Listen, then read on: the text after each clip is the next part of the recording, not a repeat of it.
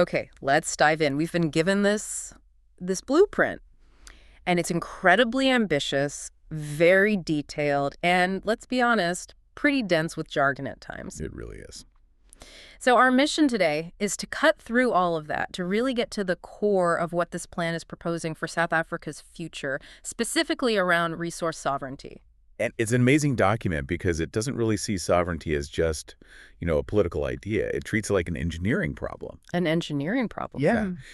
The author is basically laying out a complete operating system, one designed to shift South Africa from just being a resource extractor into a value choreographer. A choreographer. I like that. But the title, the core idea is, well, it's immediately challenging. It's called South Africa, The Great Trek Reloaded. That sounds like a massive political minefield from the jump. Oh, absolutely. But the source material is, well, it's meticulous about redefining that term. It goes to great lengths to say, look, this is not a settler migration. Not about land seizure. Exactly. It's not about that at all. It's framed as a purely sovereign movement. The whole focus is on reclamation, on deep industrialization, and on restoring national dignity. So if we're talking about Trek, what are the wagons? It's not people moving across a landscape. No, the vehicles are the institutions. The movement is choreographed using the nation's strategic resources, platinum, manganese, vanadium, even diamonds. An institutional Trek. So is that just a fancy way of saying more bureaucracy? I don't think so. It's about moving from being a reactive state to a proactive, fully structured one. And this gets to, I think, the absolute core insight of the entire plan. Okay. For decades, all the political energy has gone into land reform. The author argues this is, well, fatally incomplete without an equal focus on something they call ledger reform. Ledger reform. I think you just hit on the mission statement right there. Because land is visible, it's tangible, it's emotional, but the ledger, that's where the real economic power is hiding, isn't it? Precisely. The ledger is where contracts get signed. It's where royalties are defined, where ownership is actually tracked. It's where value is either, asserted by the state or just erased by foreign interests. So if Africa owns the soil but doesn't control the ledger? The system stays extractive. The entire point of this whole blueprint is to make sure South Africa owns and, crucially, operates the ledger. And to do that, they're focusing on 10 key resources, 8 strategic resources. You've got platinum, manganese, chromium, all the way to rare earths, and then 2 legacy anchors. Gold and diamonds, of course. So the big question is, how do you actually turn these raw materials into sovereign financial instruments? Well, that's where the architecture comes in. The sources argue that sovereignty isn't. It's not the end result. It's the architecture you build from the start. And it's built on 3 ideas: memory, authorship, and agency. Right, and this whole philosophy is then coded into a 12-pillar framework. They call it a sovereign operating system. An operating system for a country. It's an approach built to solve that chronic problem of, value leakage and fragmentation. I mean, past industrial policies failed because they just didn't have the interlocking parts. They weren't a system. They weren't a system.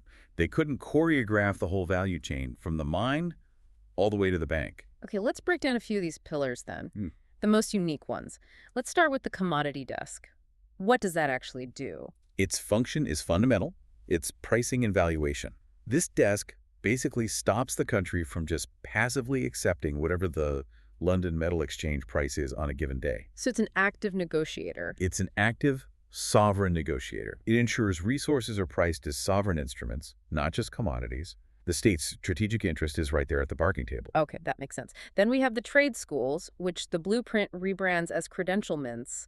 That language is obviously very intentional. Very. It's introducing a concept they call pedagogical sovereignty. In plain English? It means education isn't just about getting a general certificate. The curriculum itself is treated like a currency, a valuable, specific commodity. So they mint credentials. They don't just certify them. Exactly. They mint credentials to match the hyper-specific, real-time needs of these resource corridors. So you're not just training an engineer, you're minting, say, a hydrogen fuel cell technician specifically for the Platinum Corridor right now. Which immediately connects education to the economy. You're closing the gap between training and deployment. The schools become part of the sovereign infrastructure. Absolutely. And holding all this together is the next pillar, the sovereign ledger and audit logic. This is where ledger reform really comes to life, I assume. This is it. In this system, sovereignty is literally ledgered in real time. It's a transparent, unchangeable record that tracks everything: corridor performance, how fast credentials are being deployed, and most importantly, where the money is flowing. So it's the antidote to corruption. It's the systemic antidote.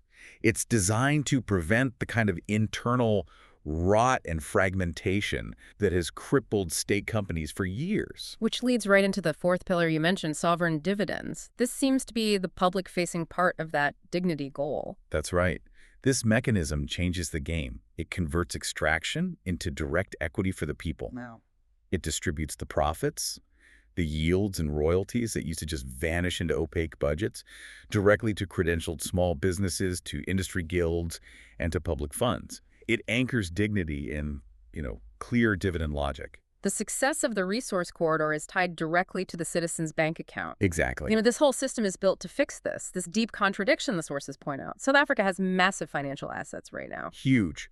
Our $1.7 trillion in tax revenue, our $2.5 trillion in the Public Investment Corporation. $60 billion in foreign reserves. That is enormous wealth. And yet, the document states that despite all this, the nation does not yet have sovereign choreography.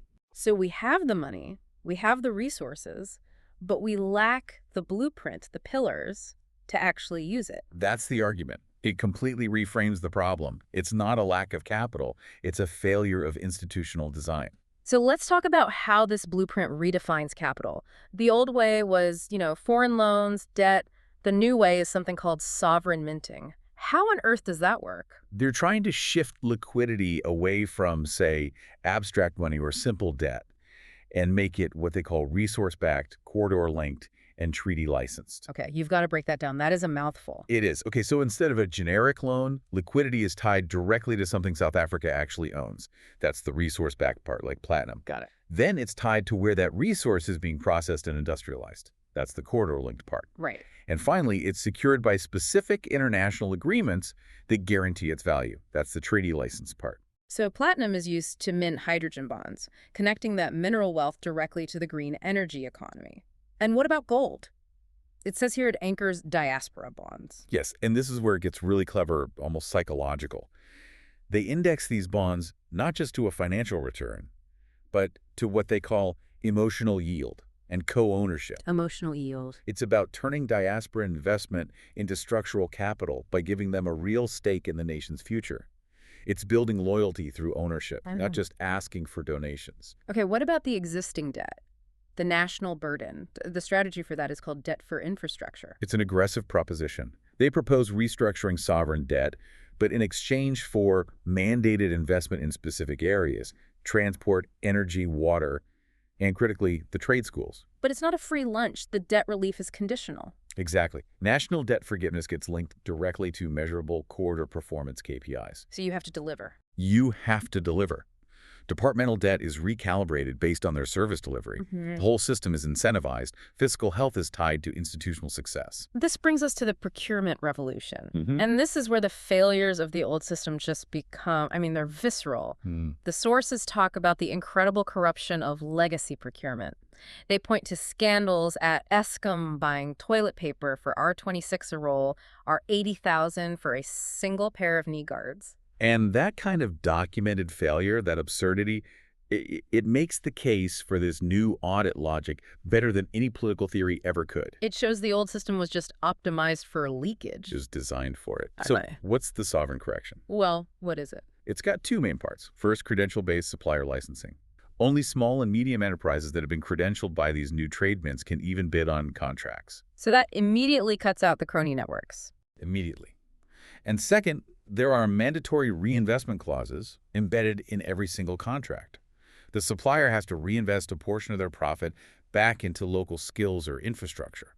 And all of this is tracked on a public dashboard so everyone can see where the money is going. That's the audit logic in action.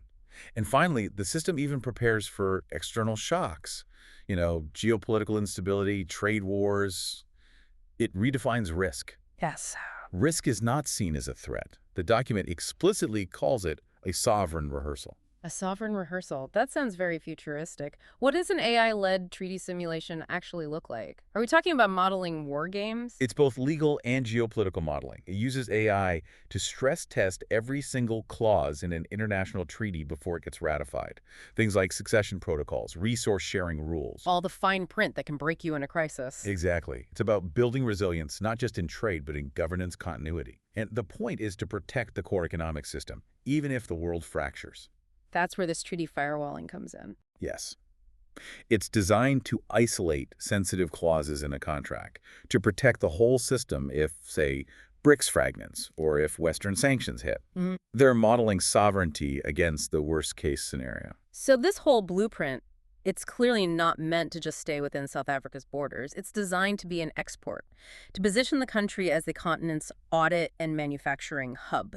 And if you connect that to the African Union, to the Continental Free Trade Area, this is where it really scales up. The vision is for Africa to move beyond simple extraction. To institutionalization and choreography. Right. And South Africa is effectively offering the blueprint for how to do that. Does the plan mention any immediate continental effects? It does. It cites specific examples. The Alliance of Sahel States, that's Burkina Faso, Mali, and Niger, they're identified as gaining a structured partner for their own resource modeling. So they don't have to reinvent the wheel. Exactly.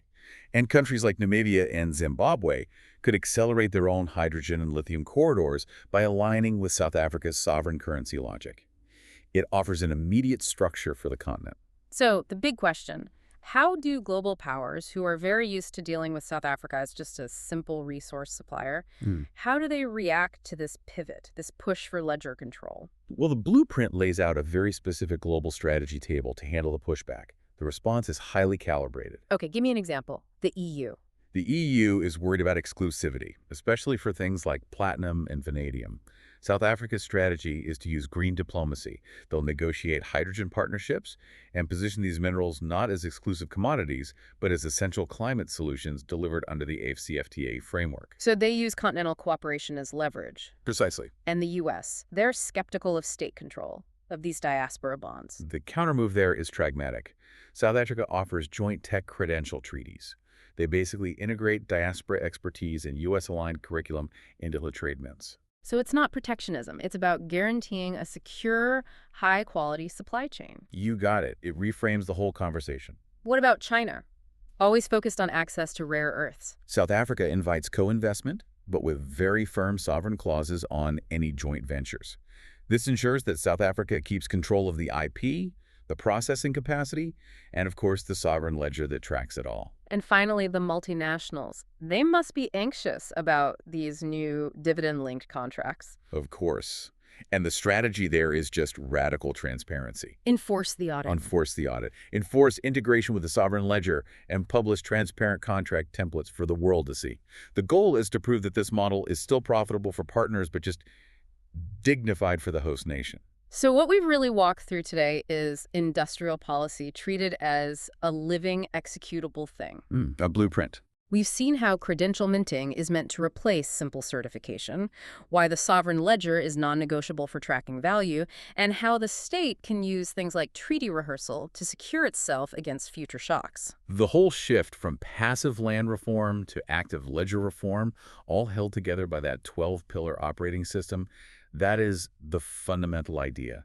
It's about turning national assets from simple commodities into sophisticated sovereign instruments. And to wrap this up, I want to go back to something you mentioned at the start, the history of massive failure. Right. The manuscript details these huge abandoned projects in South Africa. The pre-1994 stranded monuments, like the Moss-Gas plant, and the post-1994 stranded promises, like the abandoned Telkom Towers redevelopment in Johannesburg. And it's so important that the source materials doesn't just call these failures or scandals. It calls them rehearsal notes for sovereignty. Rehearsal notes. Yeah. The challenge laid out is to take the physical ruins and, more importantly, the institutional memory, the failed contracts, the broken procurement models from those projects, and use this new 12-pillar framework to turn them into actual sovereign rehearsal engines. So the challenge for you listening to this is to think about that.